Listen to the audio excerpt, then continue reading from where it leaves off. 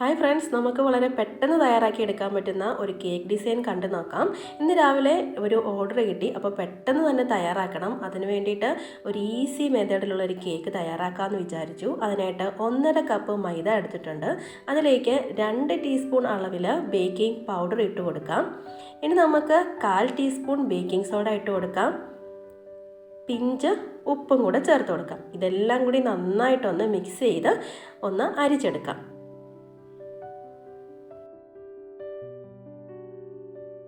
ഇനി നമുക്ക് 1/4 കപ്പ് അളവോളം പഞ്ചസാര ഒന്ന് പൊടിച്ചെടുക്കാം. അടുത്തതായിട്ട് നമുക്കിതിലേക്ക് 5 മുട്ടയാണ് ഞാൻ എടുത്തിരിക്കുന്നത്. 5 മുട്ട നമുക്ക് ബീറ്റ് ചെയ്തെടുക്കാം. റൂം ടെമ്പറേച്ചറിലുള്ള മുട്ടയാണ് എടുത്തിരിക്കുന്നത്. ഇപ്പോൾ എല്ലാവർക്കും തന്നെ കേക്കൊക്കെ ഉണ്ടാക്കാനായിട്ട് എല്ലാവർക്കും അറിയാമല്ലേ. എങ്കിലും നമുക്ക് വളരെ ഈസി ആയിട്ടുള്ള ഒരു ഡിസൈനൊക്കെ കാണുമ്പോൾ ഒന്ന് തയ്യാറാക്കി നോക്കാൻ തോന്നുകയല്ലേ. അപ്പം നമ്മളിതൊന്ന് ഷെയർ ചെയ്യാമെന്ന് വിചാരിച്ചു. ഇനി നമ്മൾ പൊടിച്ച പഞ്ചസാരയും കൂടെ ഈ മുട്ടയിലേക്ക് ഇട്ട് കൊടുക്കുന്നുണ്ട്. നന്നായിട്ട് ബീറ്റ് ചെയ്ത് നല്ല ഫ്ലഫി ആയിട്ട് എടുത്തിട്ടുണ്ട്. ഇനി നമ്മൾ ഇതിലേക്ക് ചേർത്ത് കൊടുക്കുന്നത് 1 ടീസ്പൂൺ അളവിൽ വാനില എസൻസ് ആണ്. അടുത്തായിട്ട് ഇതിലേക്ക് ഇനി ചേർക്കേണ്ടത് 1/2 ടീസ്പൂൺ അളവിൽ വിനാഗിരിയാണ്. ഇനി നമ്മളിതിലേക്ക് 1/4 കപ്പ് അളവ് സൺഫ്ലവർ ഓയിൽ കൂടെ ചേർത്ത് കൊടുക്കണം. ഞാനിവിടെ 1/4 കപ്പ് സൺഫ്ലവർ ഓയിൽ ചേർക്കുന്നുള്ളൂ.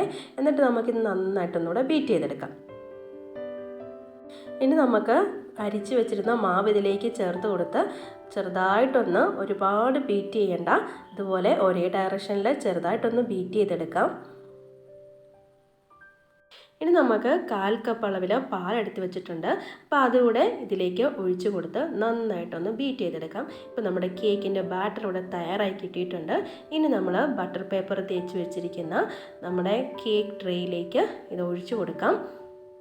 ഇപ്പോൾ കേക്കിൻ്റെ ബാറ്റർ ഇതുപോലെ ഒഴിച്ചു കൊടുത്തിട്ട് ഒന്ന് ടാപ്പ് ചെയ്ത് കൊടുക്കണം. ഇനി നമുക്ക് 140 ഡിഗ്രിയിൽ ഒരു 40 മിനിറ്റ്സ് ഇതുപോലെ കേക്ക് ബേക്ക് ചെയ്യാൻ വേണ്ടി വെച്ച് കൊടുക്കാം. ഇനി നമുക്കിതിലേക്ക് ആവശ്യമായിട്ടുള്ള തയ്യാറാക്കി എടുക്കാം. അതിനായിട്ട് 1 കപ്പ് ക്രീം ഞാൻ എടുത്തിട്ടുണ്ട്. ഇത് നമുക്ക് നന്നായിട്ട് ബീറ്റ് ചെയ്തെടുക്കാം. ഇത് നന്നായിട്ട് ബീറ്റായി വന്നിട്ടുണ്ട്. ഇപ്പോൾ നമ്മുടെ കേക്ക് ഇവിടെ റെഡി ആയിട്ടുണ്ട്. അതിൻ്റെ ഒരു ലെയർ നമ്മൾ ഏറ്റവും മുകളിലത്തെ ലെയർ മാറ്റി വെക്കുന്നുണ്ട്.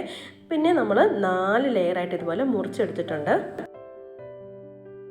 ഇനി നമുക്ക് കേക്ക് സെറ്റ് ചെയ്തെടുക്കാം. അതിനായിട്ടൊരു കേക്ക് ബോർഡിലേക്ക് ഫസ്റ്റ് ലെയർ എടുത്ത് വെച്ചിട്ടുണ്ട്.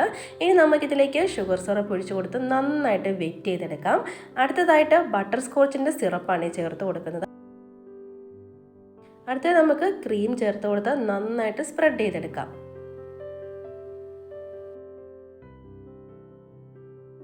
ഇനി നമുക്കിതിലേക്ക് വൈറ്റ് ചോക്ലേറ്റ് കുറച്ച് ഗ്രേറ്റ് ചെയ്തിട്ട് കൊടുക്കാം. അടുത്തതായിട്ട് കുറേശ്ശെ കൂടെ ഷുഗർ സിറപ്പ് കൂടെ ഒഴിച്ചു കൊടുക്കുന്നുണ്ട്. ഇനി നമുക്ക് അടുത്ത ലെയർ എടുത്ത് വെച്ച് ഇതുപോലെ തന്നെ എല്ലാ ലെയറും സെറ്റ് ചെയ്തെടുക്കാം. നമുക്കിതിനി നന്നായിട്ടൊന്ന് ക്രം കോട്ട് ചെയ്തെടുക്കണം.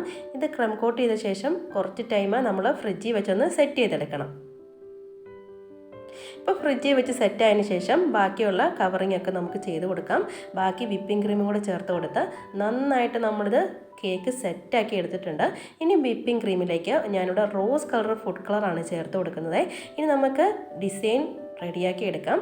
ഞാനിവിടെ ഒരു സിമ്പിൾ ഡിസൈനാണ് ചെയ്യുന്നത്. ഇനി നമുക്കിതിലേക്ക് ഓരോ ഫ്ലവർ കൂടെ വരച്ചു കൊടുക്കാം. ഇതേപോലെ വളരെ ഈസി ആയിട്ടുള്ള ഓരോ ഫ്ലവർ വരച്ചു കൊടുക്കുന്നുണ്ട്.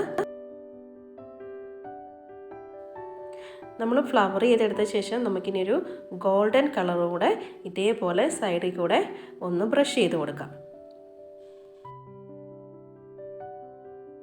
നമുക്ക് ആ ഗോൾഡൻ കളർ ബ്രഷ് കൊണ്ട് തന്നെ ഫ്ലവറിൻ്റെ നടുക്കായിട്ടും ഇതുപോലെ ഒന്ന് ബ്രഷ് ചെയ്ത് കൊടുക്കാം.